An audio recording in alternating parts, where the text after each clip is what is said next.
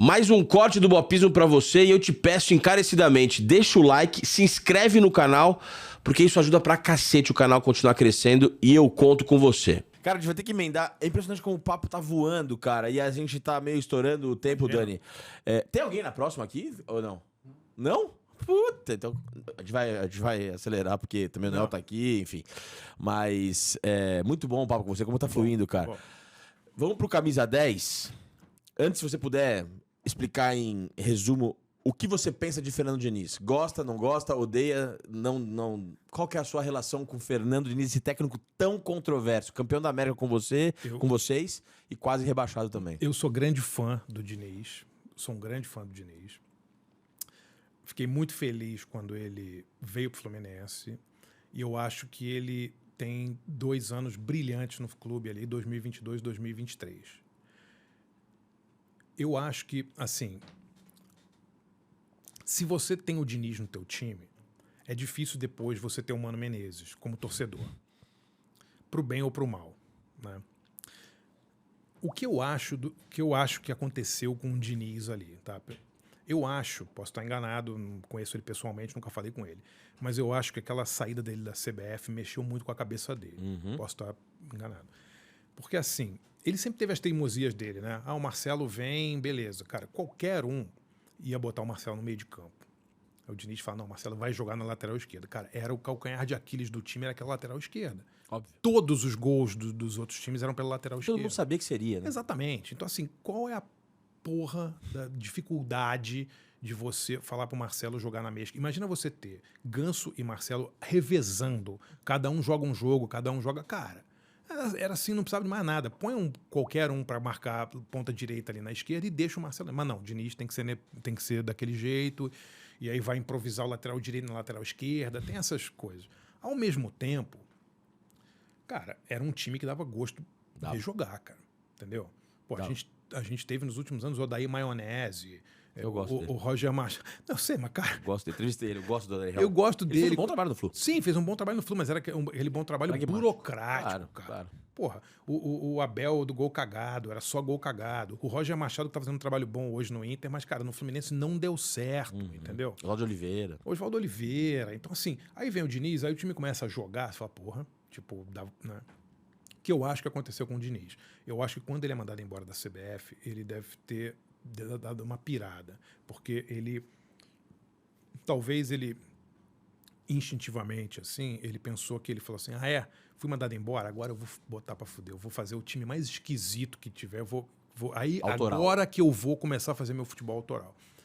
Aí, cara, montou um time em 2024 que, assim, na boa, é uma coisa, assim, quase criminosa, entendeu? O time campeão da Libertadores, aí você contrata Terãs, Douglas Costa, Renato Augusto, Gabriel Pires.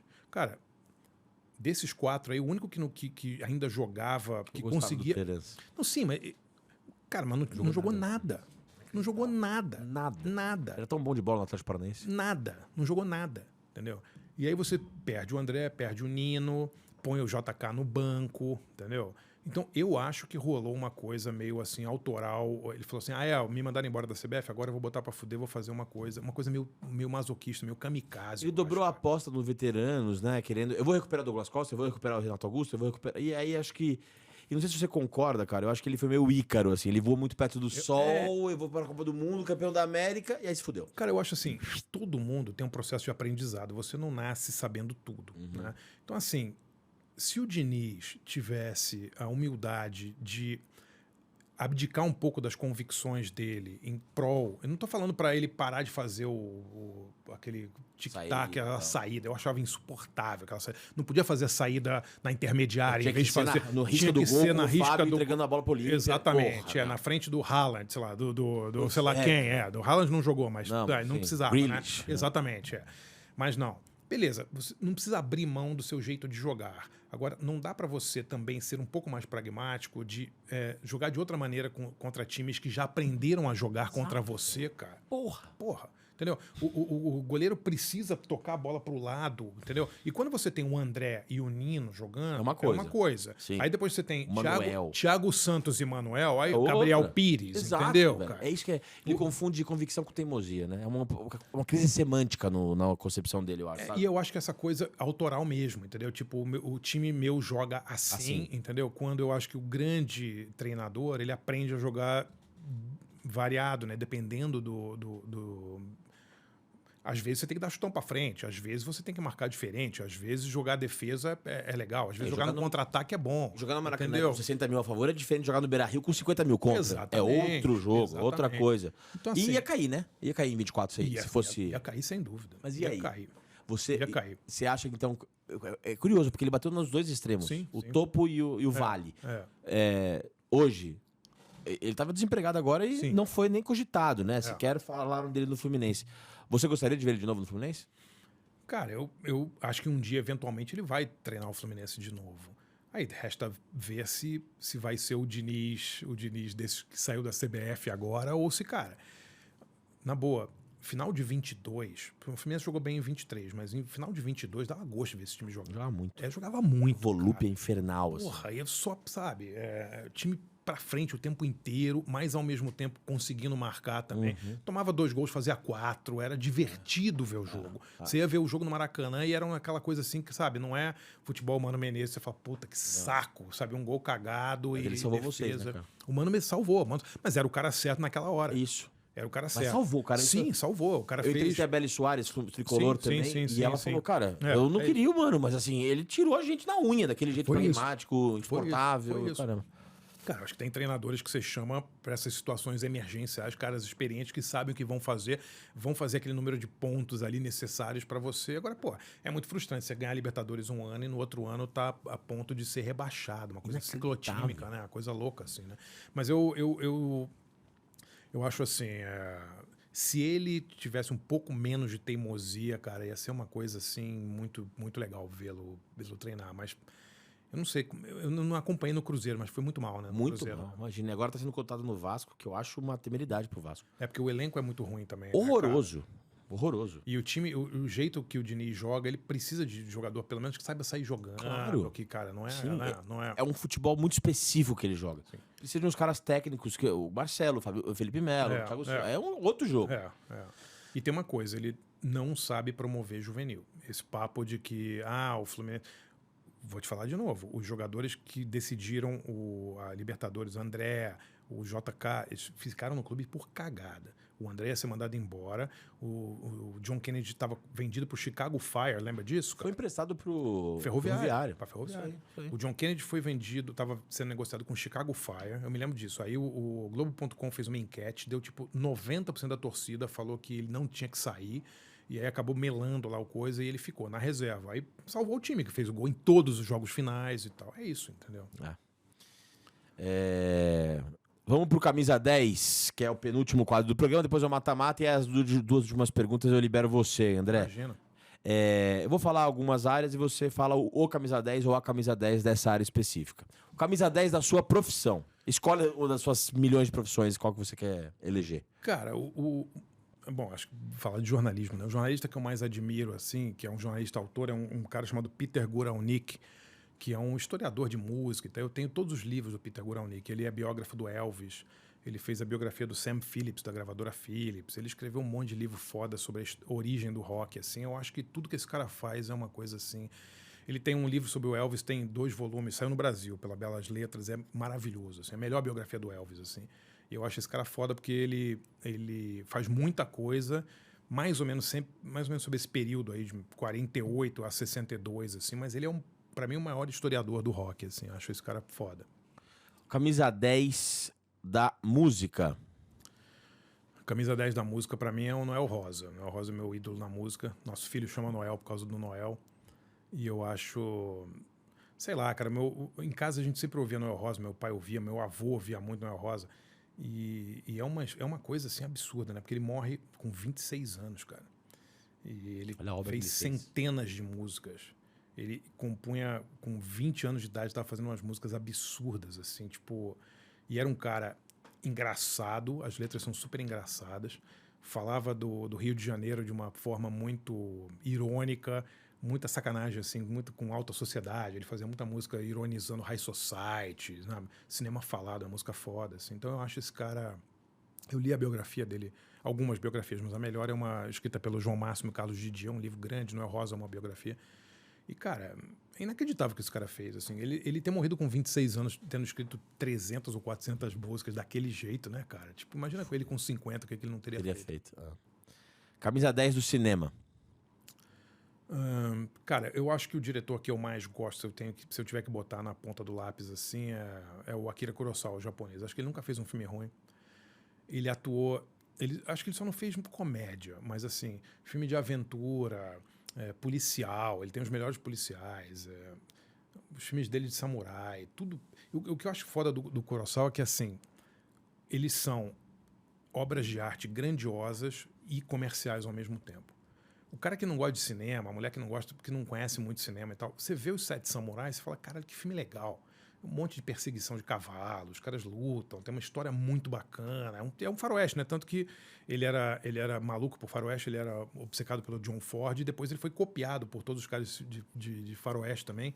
Muitos filmes foram inspirados em filmes de samurai do Kurosawa. Eu acho que ele foi a junção perfeita de um cinema autoral e comercial. Camisa 10 da literatura. Assim, o meu escritor predileto, sempre falo isso, o cara que eu li absolutamente tudo que ele escreveu e que eu não perco nada, é um americano chamado James Ellroy, que escreveu Dália Negra, escreveu Los Angeles, Cidade Proibida. Eu acho esse cara, assim... E eu tive a sorte de conhecer o James Ellroy, porque ele veio para Flip em 2011, e eu moro em Paraty, então eu entrevistei ele. Ele foi até lá em casa, a gente foi almoçar. Puta, que legal, cara. Foi legal pra caralho. Eu fiquei uns 4 ou 5 dias meio ciceroneando ele, fiz uma matéria grande pra Folha. E aí foi muito legal porque o Ellroy é obcecado por boxe, né? E ele tem uma história triste. A história do Dália Negra, né, é baseada no assassinato da mãe dele, né? A mãe dele foi assassinada quando ele era adolescente e tal. Mas o pai dele levava ele para ver lutas de boxe.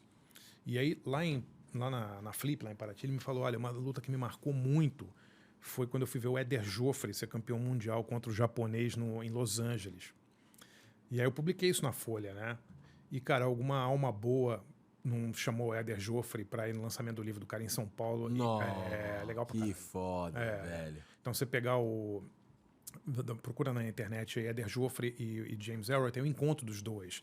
Alguém promoveu esse encontro e não era porque ele estava no Brasil que ele estava falando, porque ele lembrava detalhes da luta. Ele falou, porra, o Éder Joffre batia muito bem de esquerda, ele tinha um gancho assim, assado, ele realmente manjava muito de boxe, assim.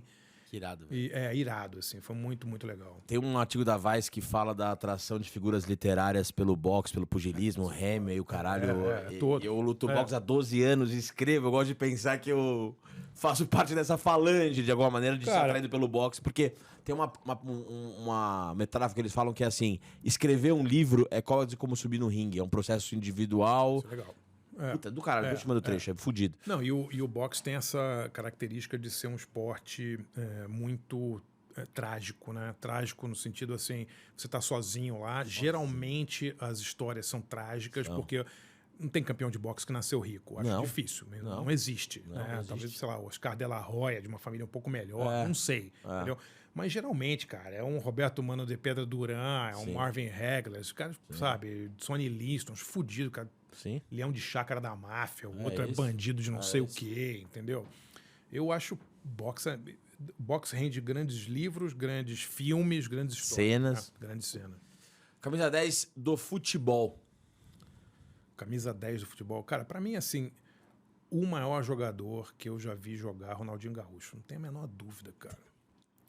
Cara, assim, a alegria do cara jogando, e era uma alegria, assim, não era alegria nas pernas, o engraçadinho. Não. Cara, era alegria de pau dentro. E não provocava os outros, ele só era bom pra cacete mesmo, entendeu? Não tinha. Não, e ver o cara, né, meio já velho, já no Atlético, né, esse era um que eu minto, deixa eu voltar atrás, eu via os jogos do Atlético só pra ver o Ronaldinho jogar, porque, cara, parecia que ele tava jogando showball, ele não conseguia correr, mas, cara, ele pegava na bola, mesmo no Fluminense, ele jogou 6 jogos, eu acho, no Fluminense, jogou porra nenhuma.